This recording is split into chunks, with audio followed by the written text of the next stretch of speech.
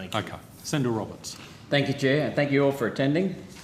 Minister, when all the COVID protections, when are all the COVID protections ending for businesses? You know, for example, the Australian Taxation Office pause on debt collection activities, and what have you provided to ensure businesses are supported and not thrown to the wolves?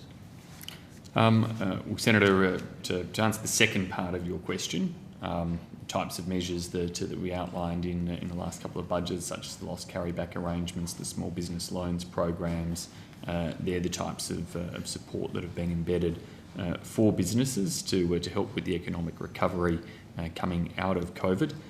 In terms of the dates of when, in some cases, already have occurred or to occur in the future, certain protections around insolvency arrangements or ATO debt recovery practices are coming to an end. I'll let agencies where they can speak to any of the details of those.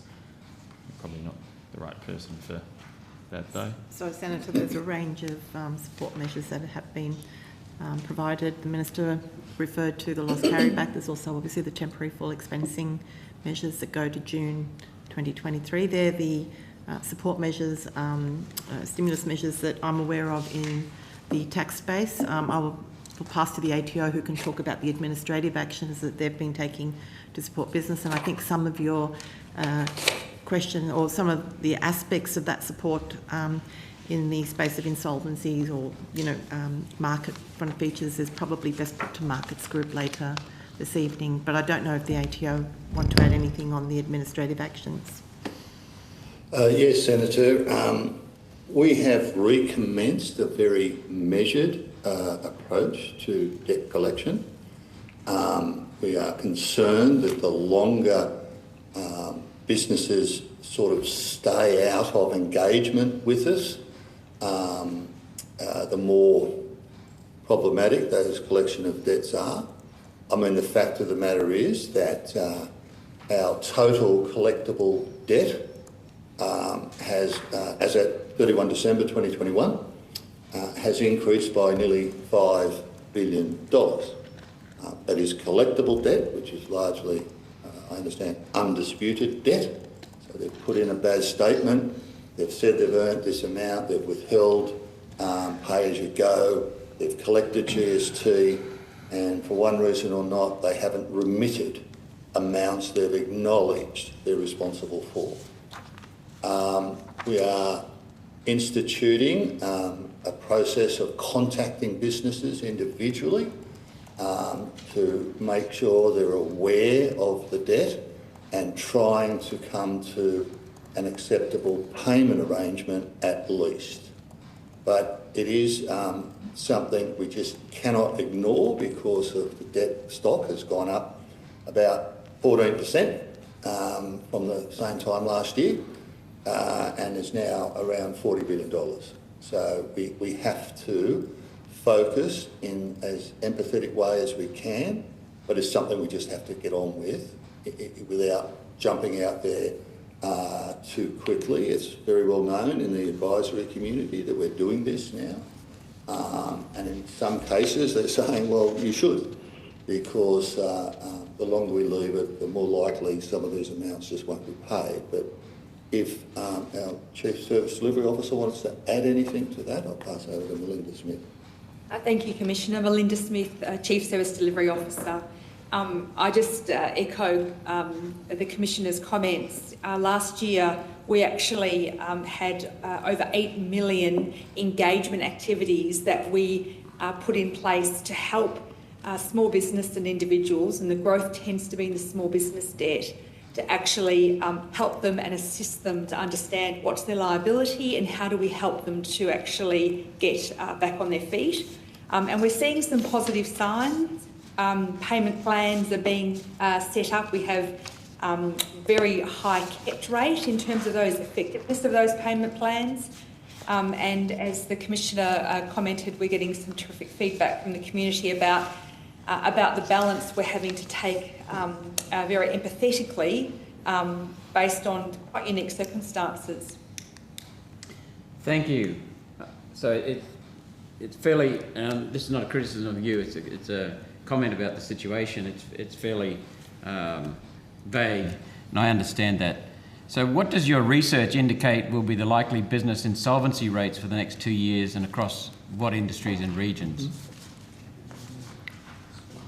Senator, I don't know that the ATO, I mean, they can obviously speak for themselves, but I don't know that the ATO undertakes its own modelling or research in relation to business insolvency rates.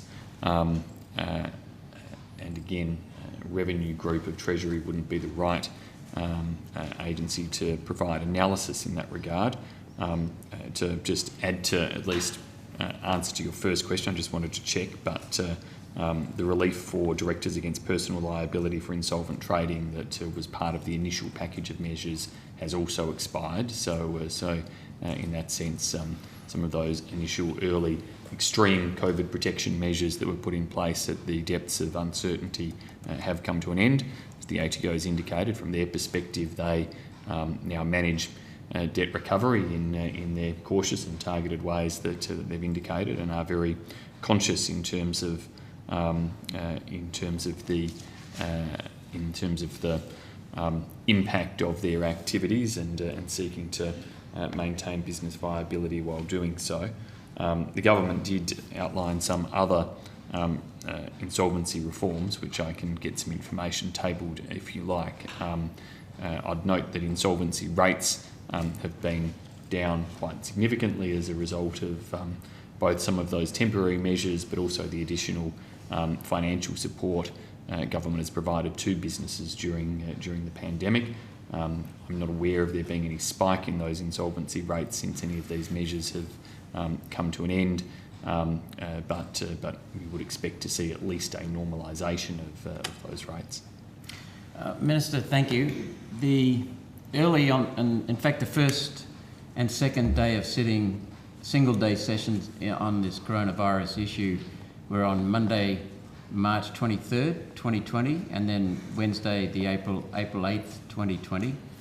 And I pointed the government to Taiwan, which has had a far superior performance to ours. They, despite having a population similar to ours, have had 1/4 the casualties per million population that we've had. They did it without locking down. In the previous Senate estimate sessions, I confirmed with the Chief Medical Officer and the Federal Department of Health Secretary, the 7 components that would be suitable for 7 strategies for managing the virus comprehensively and properly. And the federal government has missed the 2 key ones. Never even looked at it, even though they were mentioned months ago, and as I said, on the first single-day sessions back in 2020. I believe the federal government has mismanaged COVID. Now, you probably won't agree, but... No, I won't, Senator. But, the facts are there. So what's happening is that the federal government has not protected people and at the same time has decimated our economy, and we're losing a lot of revenue. Senator Roberts, have you got a question? Yes, I'd like to know when the government is going to come up with a proper, comprehensive plan. Well, as you noted on the way through, Senator Roberts, I don't agree with your assessment there. Australia has some of the lowest fatality rates in the world, some of the strongest economic outcomes, a jobs market that is booming and is seeing levels of participation that are at record points for Australia and are above the performance of other developed economies. So, Senator Roberts, I think we have a very strong record there, as the Prime Minister's indicated. Has every decision that we have made right throughout the course of the pandemic been the one that we would make with the benefit of hindsight? No, of course not. If we'd been able to foresee every potential twist and turn along the way, well, you'd navigate the route differently. But we've been dealing with a global pandemic with different variants that have come along to the COVID-19 virus, and we've responded accordingly. We have applied through the last 2 budgets an economic recovery plan that has stimulated business investment, that has seen the jobs market recover very strongly in Australia, that has seen the budget improve in ways beyond what had been forecast, and we're obviously committed to continuing to implement that plan. Thank you for that, Minister. I just quote some figures here from Adam Crichton, who's a well-respected, clear-thinking economist who relies on data. And he's pointed out, Australia overtakes Japan in COVID deaths, a densely populated nation with many old people that never once locked down, never mandated vaccines and barely tested anyone. No riots, no tear gas. The lockdown argument has become a sad joke. You didn't implement lockdowns, but you enabled the states to.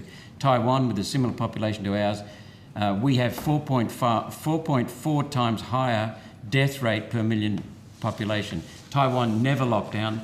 They properly tested, traced and quarantined. So my question was, when will you... I've checked with this Chief Medical Officer. There are 7 strategies that he confirms. I've omitted none. I've got none that are in there that shouldn't be there. 7 strategies. The government is not doing the 2 most important ones. When will you come together with a plan? Senator Roberts, we have applied a plan right throughout the pandemic, responded to circumstances and have the clear economic recovery plan, as I said before. I'd also just make the point in terms of your comparisons there that lockdown is used as a single word or phrase to encompass what different people have in mind. There have been, in the countries you referenced, some very tight restrictions on human movement and activity in response to COVID-19 and limitations in terms of areas of activity that have had, in terms of economic impacts and impacts on different businesses, very significant impacts in parts of their economy. There are circumstances that every country's grappled with. I don't say that as in any way as a criticism. We have indeed engaged quite closely at different times with Japan and with Taiwan during the pandemic in terms of sharing information, in terms of assistance between one another where possible for things like PPE or the like. So there is much that we admire and respect about their responses, but I think to sort of characterise as you have, that makes it sound like they've managed in a way where there haven't been some very tight restrictions that are analogous in parts to the way some of the states have applied lockdowns or ongoing restrictions is not accurate in terms of what they have actually done in those countries, or in the country of Japan and of course the economy of Taiwan. Well, Taiwan, which is way in front of us in terms of performance on COVID, has not locked down their economy, and their economy has basically suffered just a minor blip, I think 0.6%. Senator Roberts, I need to share the call. Thank you, Chair. I'm finished. So,